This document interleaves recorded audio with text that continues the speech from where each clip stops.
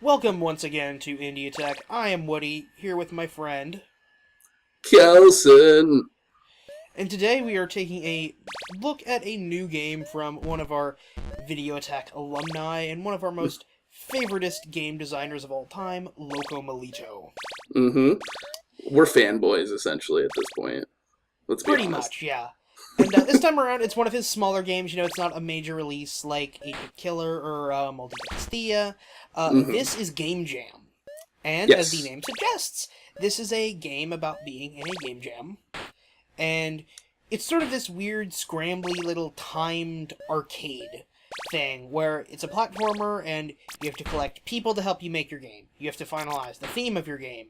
Then you have to, decide what your game is going to be about, like your genre, if it's a platformer, if it's a shooter, or if it's a weird experimental game. And then you have to polish your game.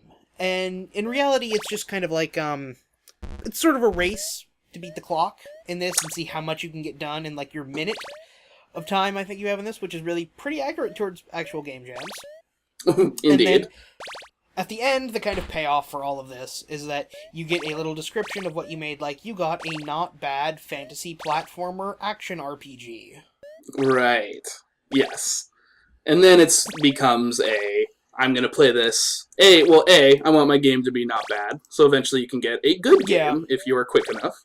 And then also the fun of just looking up all the wacky titles of games is sort of the reward in and of itself. Yeah. And so there's definite replay value. And there's a little bit of a difficulty curve there because the screen sort of gets populated by a bunch of I don't really know what they are, but We can things call sort them of obstacles. yeah. They reduce the amount of time you've got. Yeah, they slow you down, and if you run into them, and that adds a sort of almost Pac-Man element to the proceedings, Yeah. and you can sort of This is a very, like we said, this is a very arcadey game. It's definitely got the Pac-Man kind of vibe to it. Pac-Man, mm-hmm, Hubert, like a little bit of traditional Mario Bros, like the old one that was just one screen where you were fighting in the mm-hmm, sewer.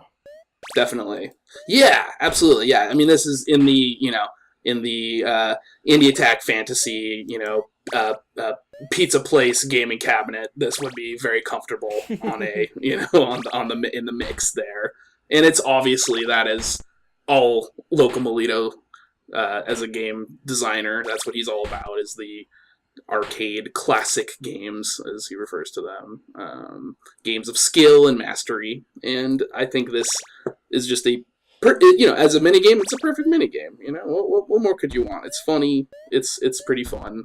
It's not super deep, but obviously he calls it a mini game for a reason.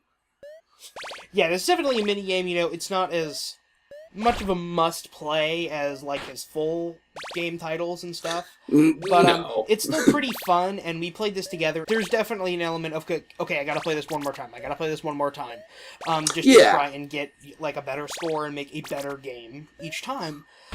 So yeah, this is kind of a either or recommendation. If the video footage from this looks good, or you like the concept, you think it's kind of silly, check it out. But it's not really something that's you have to go check out like some of his other stuff.